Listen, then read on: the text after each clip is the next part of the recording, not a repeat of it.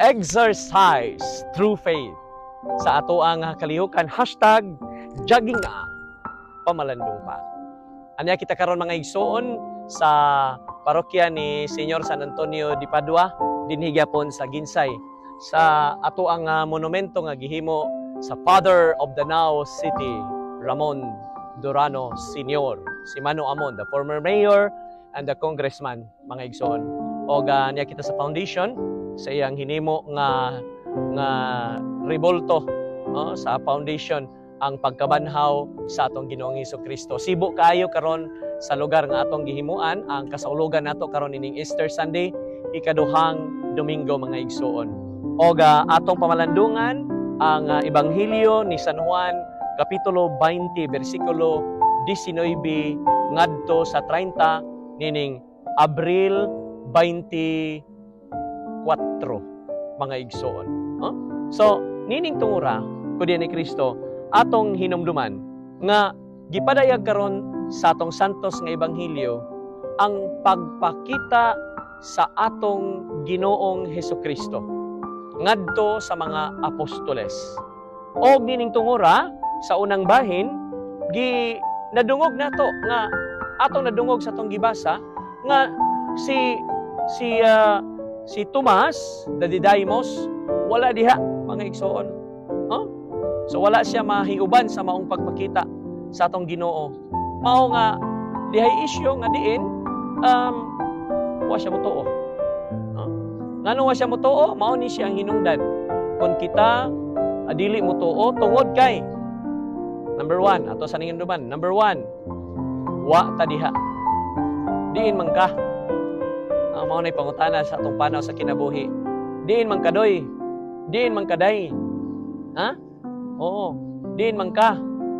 Katong panahon nga ang imuhang asawa, imong bana ni kuaning liko, diin man ka. O bito na niliko siya, di ka diin man ka. Oh? Atong Ginoo diha, asa man ka? Unay usa sa mga pangutana mga igsoon nga mura og angayng tukion sa ato ang kinabuhi. Mao nga maanindot kang Tomas kay wa siya masuko, kay wa siya kakita sa Ginoo, mao nga wa pod siya motuo.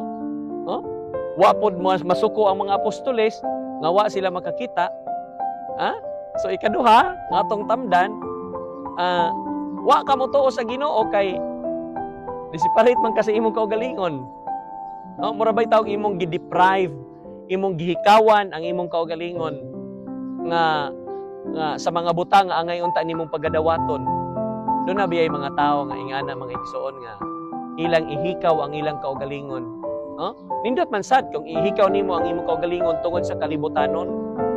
Kay imong bisag niya pa kas kalibutan, mupili ka sa kalibutanong butang, dili sa diya kas kalibutan, mupili ka sa kalibutanong butang nga mga maayo, dili sa mga dautan. Kung sa may dili maayo nga kalibutanong butang, ako sublion na sad mga igsoon. Kanang mutanaw mo social media. Ako nakakita masad ko pabitaw ni sulti ko ninyo.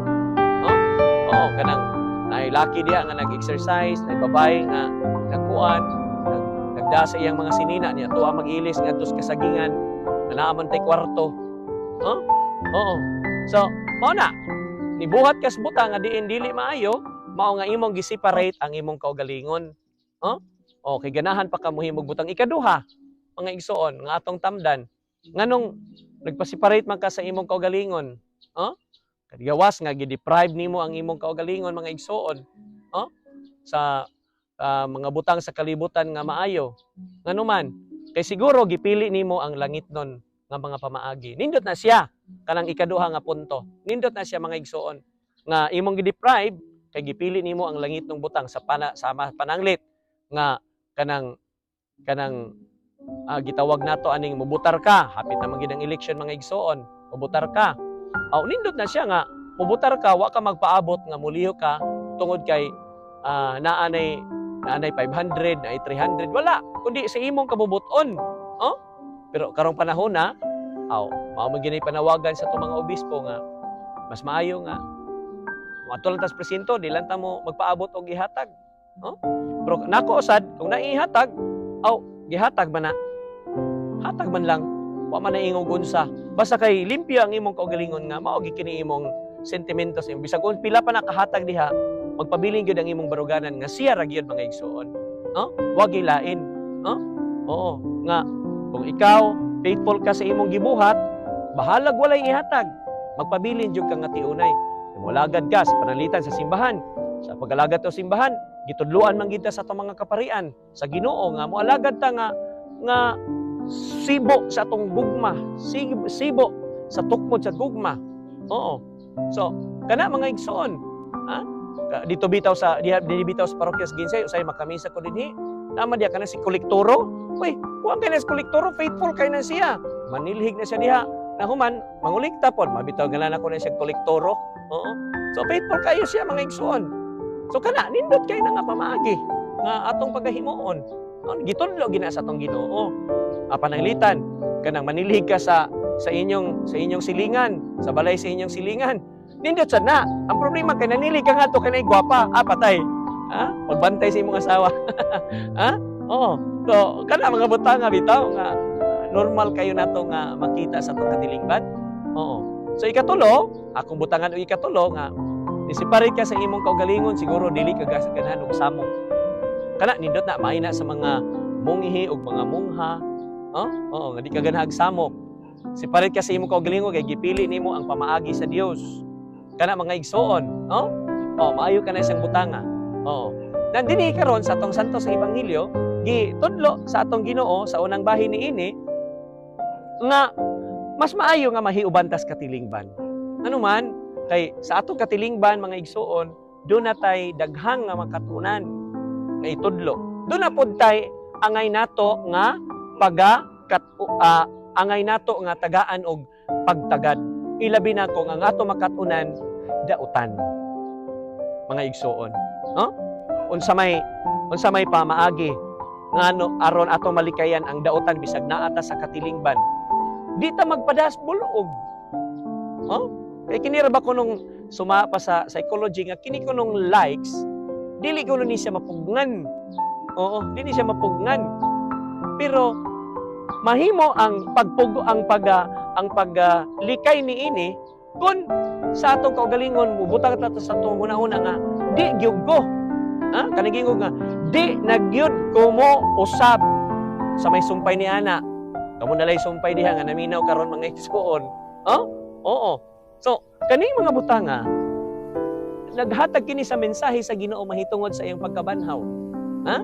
Nga human kita gitubos sa Ginoo, nabanhaw siya ang kamalaumon sa atong kinabuhi, iyang gipasalig kanato ang kaluwasan. Nanuman, kay pangandoy sa Ginoo nga kita mahiuban kayod kaniya. Mao ni pangandoy sa atong Amaan alang kanato. Ikaduha, nga punto mga igsoon, the main point sa atong gospel karon. Mipakita ang Ginoo uban na si Tomas, the doubting Thomas. Mga igsoon. Unsa may giingon sa Ginoo? Hikapan ninyo ang akong kilid, hikapan ninyo ako kay ang kalag walay bukog pero ako niya. So sa kanunay sa atong higayon, sa atong kaugalingon atong hinumduman nga kita angay nato nga pagatamdan ang gitudlo sa Ginoo. Nga ang pagtudlo sa Ginoo kanato sa atong kaugalingon, dili kini siya maghatag kanato mga igsuon ug usa ka butang nga diin maoy makapalayo nato ngadto kaniya. Oga hinumdumi nga kining atong mga gihimo karon mga igsuon ko diyan ni Kristo, dili kini siya maghatag kanato sa pagkamaulawon sa atong kinabuhi. Nidawata nga kita nagduha-duha. Importante kayo na. Ang pagdawat nato sa atong kaugalingon nga kita nagduha-duha. Angay ba natong kaulawan ang angay ba nato kaulawan nga kita nagduha-duha? Dili ba dita makadawat sa atong kaugalingon nga diha tay bahin sa atong kinabuhi nga failure ta mga igsoon? Sumagod ang atong Ginoo. Bisan lig-on siya. Lig-on siya. Iyang gipakahimo ang iyang kaugalingon nga tawhanon. Tawhanon. Wa siya mauwaw katong panahon nga iyang gilimbuwad ang mga gilimbuwad niya dito sa merkado ang kuan ang tawag nato aning katong mga lamisa, wa siya mauwaw niadto. Ano man, kay dili man maayo mga igsuon. Sa to pa, honest siya siyang kaugalingon sa iyang pagbati. No? Itawag ba na siya mga igsuonan og holy anger. No? Ang maanindot ni ini nga nakat-unta nga mamahimong matinod-anon. Og mao kini ang kamatinod-anon sa Ginoo kanato siyang pagkabanhaw. Nga siya gimatuod ug iyang gidala kanato ang saad sa atong amahan, mabanhaw siya sa ikatulo nga adlaw. Kana mga kaigsuonan ko din ni Kristo. Kang Tomas, unsa may tinuod kami tunod-anon nga iyang gitudlo kanato karon angay natong katunan nga iyang giangkon nga nagduha-duha siya. Huh? Duha-duha siya. Una, ikaw sa imong kaugalingon kanani ang nanay nanguyab nimo, ato lang butang lato sa nanguyab nimo, nay nanguyab nimo. Unya, kanani ang murag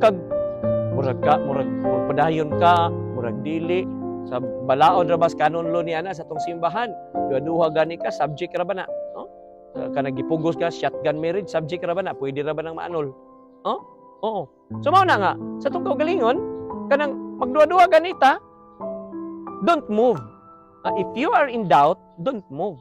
If you are certain, kung certain ka sa imo ang doubt, mga igsuon, nindot na siya. Ano man? Buhatan kana siya og mga lakang. Ug sa atong katilingban, ang pagbuhat og mga lakang, kung ikaw dili mutuo, wala gyoy no explanation is necessary. Apan kung mutuo ka, no sufficient explanation is given. No?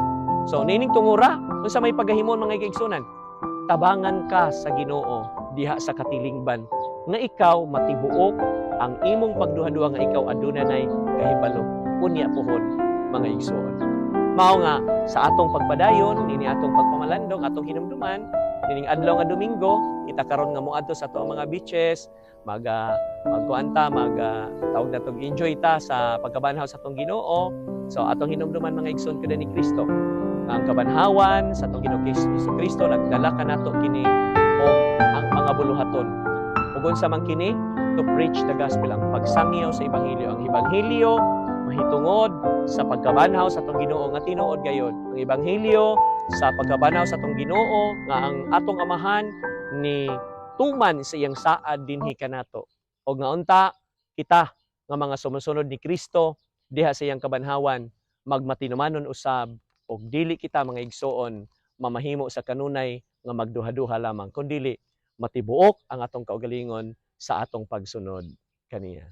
Kung nagustuhan kini ninyo atong pamalandong karon, palihog sa pag-share, view ug like niini. Og diha sa ato ang YouTube channel Exercise Through Faith, palihog sa pag-type niini og unya like, unya subscribe na ibagtingang gamay, click all. Og mataga karon ug unya ikaw matagaan usab sa atong hamubo nga pamalandong nining ato ang Exercise Through Faith with our hashtag jogging na pamalandong pa.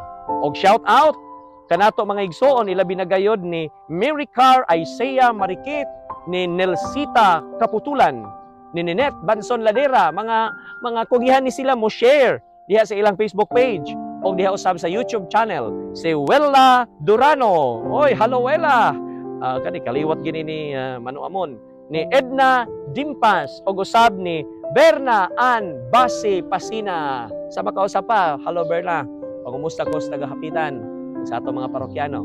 Og salamat kaniyong tanan og padayon ta sa tong panaw sa kinabuhi alang sa atong grasya. Bye-bye. Thank you and God bless.